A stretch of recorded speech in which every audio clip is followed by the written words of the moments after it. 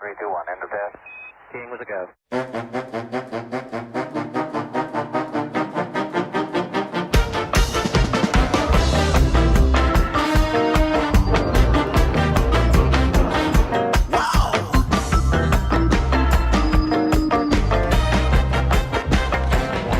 Well, hello there, and welcome to another edition of Warbird Wednesday. My name is Fred Bell. I am the Vice Chairman of the Palm Springs Air Museum, and today we are in the end game, Jason, of the attack helicopter route. Okay, we're probably going to do this one.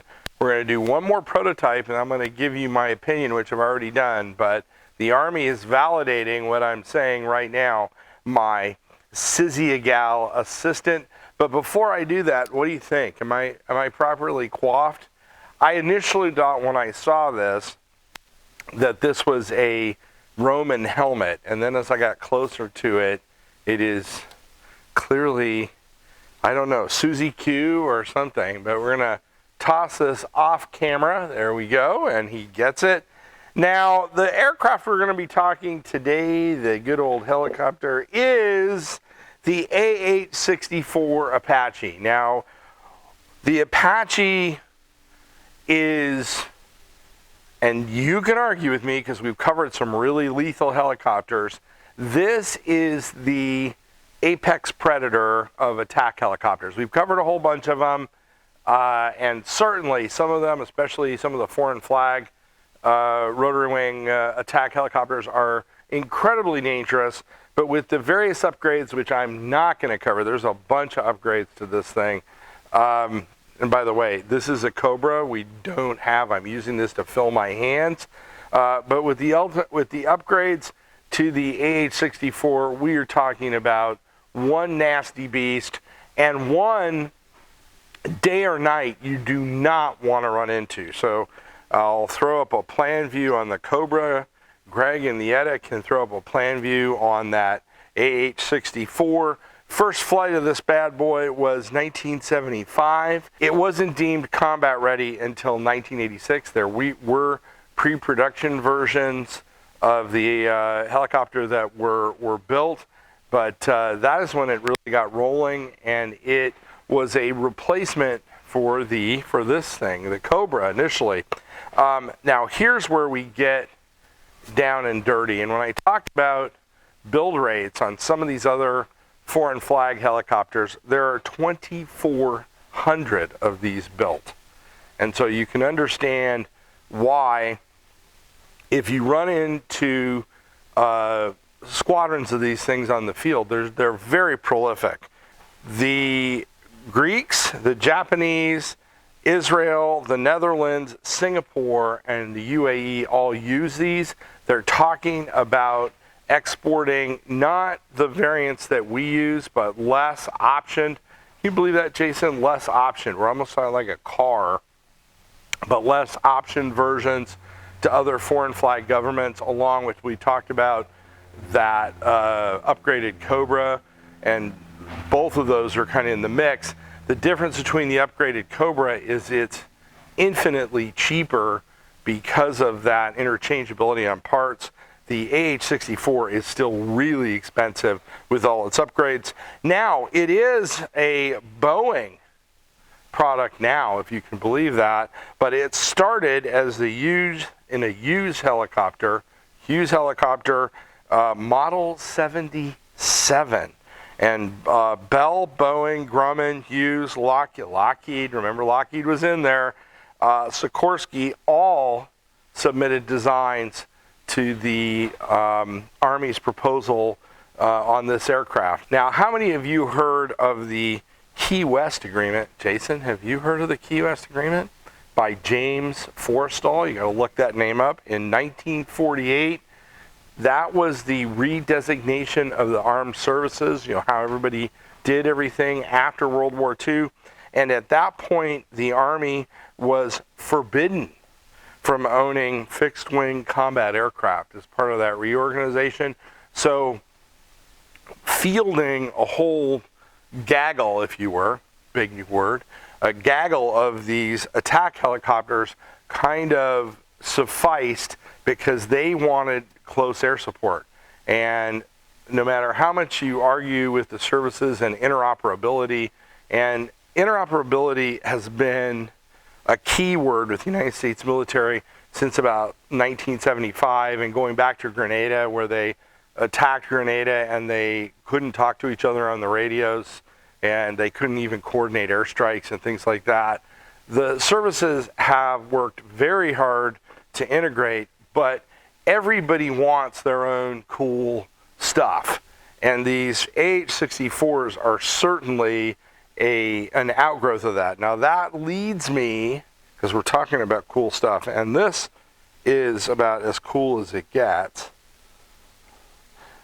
That leads me to my salute, and that is to United States Army rotary wings that fly. They do everything from moving heavy equipment, supplies, dropping supplies, special operations.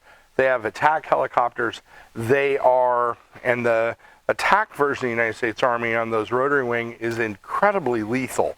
And so today, I salute all those crews in a rotary wing in the United States Army, and I'm going to do that with Sioux City birch beer. Birch beer. Kind of interesting label on it. Now, they are a member of the Pure Cane Sugar Mafia. They've got it right on the label. This label, this actually has a sell-by date of, we're past it by 4/24, so you're trying to kill me. And 180 calories in this bad boy. So I don't know that I've ever had birched beer the entire time we've done this, Jason. So if I clutch my throat and fall to the ground, I'm sure you will basically just pan down and watch the life drain away. So here we go. To all of the United States Army rotary wing units, I salute you.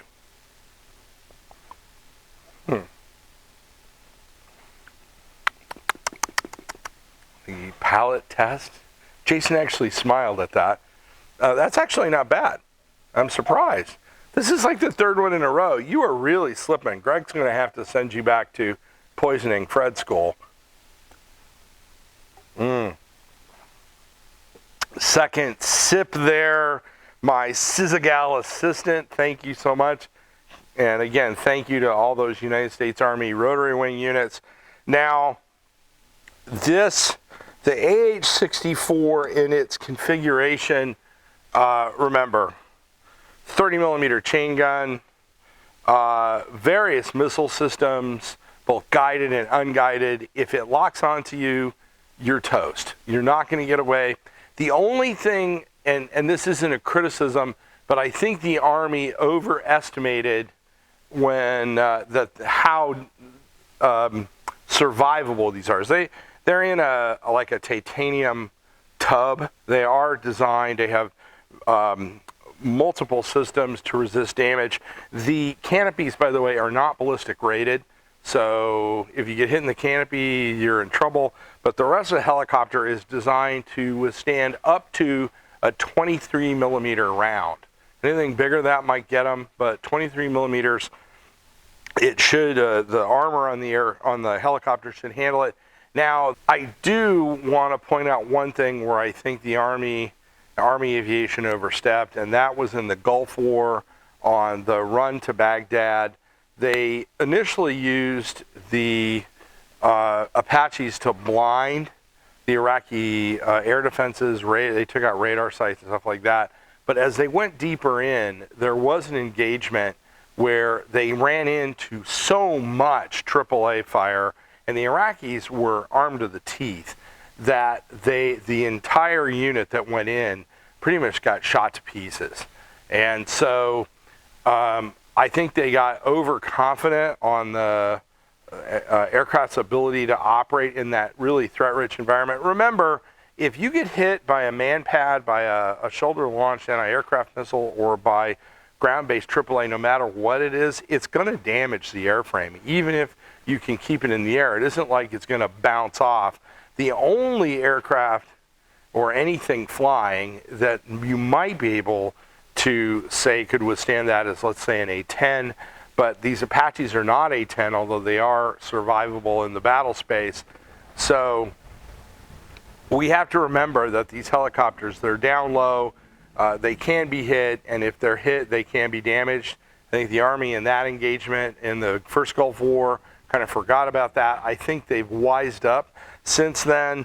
In 1996, the Apache went through a whole series of upgrades that, by the Army's account, increased survivability of the helicopter by 7-fold. And so I think we're going to continue to see these on the battlefield for some time. Now, Lockheed people, if you're sitting in front of the TV, cheer, because Boeing tested a scale model with a pusher propeller. Where did that come from? AH-64. They're looking at it, so they are kind of kicking around that idea.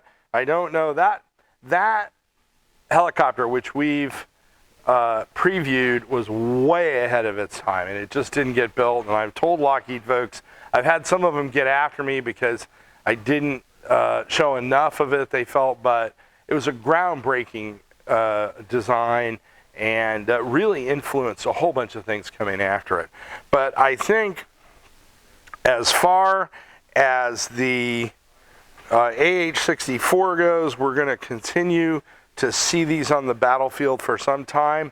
But if you look at what the Army is doing with like their long-range reconnaissance helicopters and a lot of their forward thinking, what are they doing? And I just heard comments from one of the NATO generals about 2 weeks ago.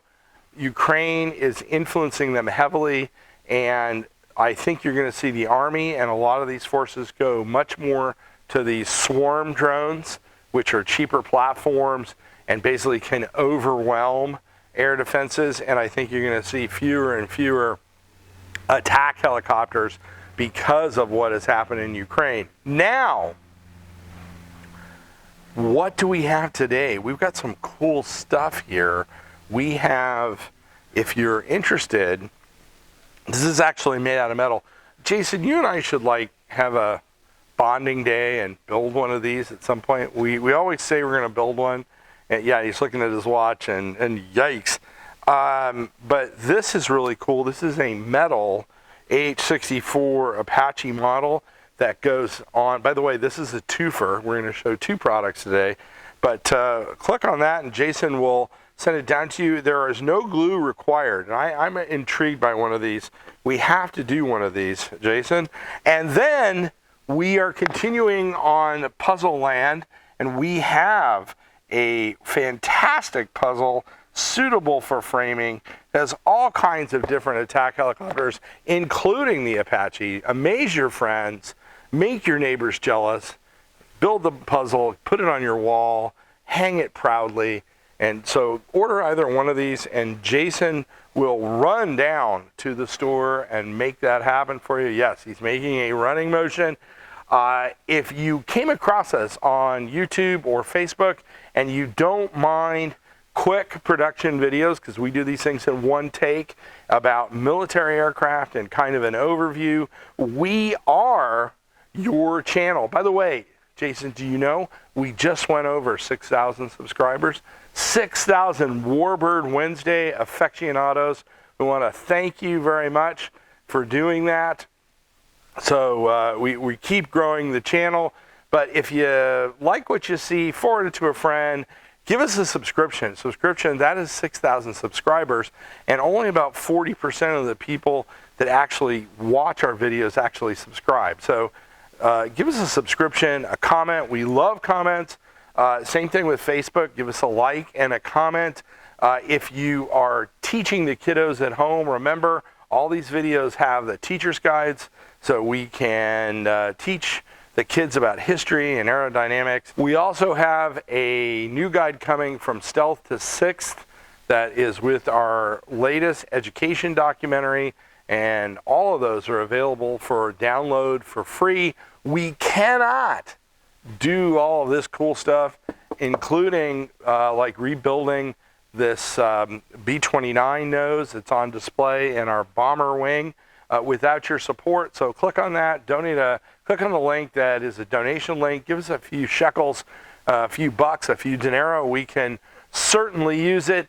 My name is Fred Bell. I am the Vice Chairman of the Palm Springs Air Museum. Thanks so much. Have a great day. 3, 2, 1, end of test. King with a go.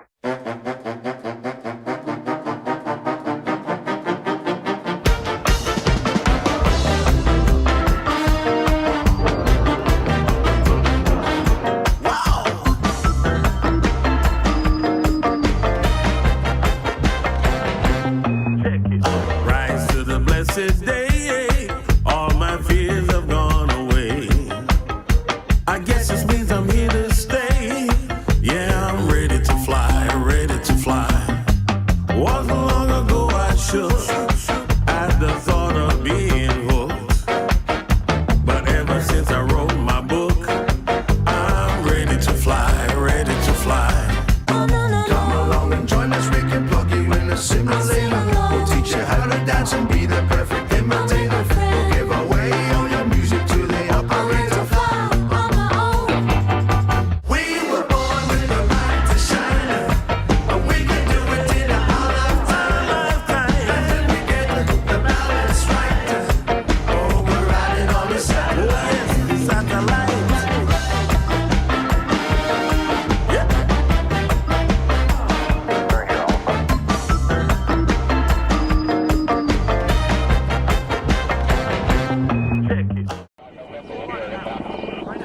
Inbound hot, roger that.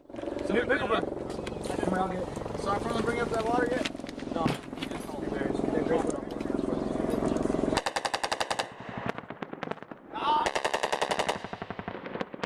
That's good bomb. That's good bomb, 1-9.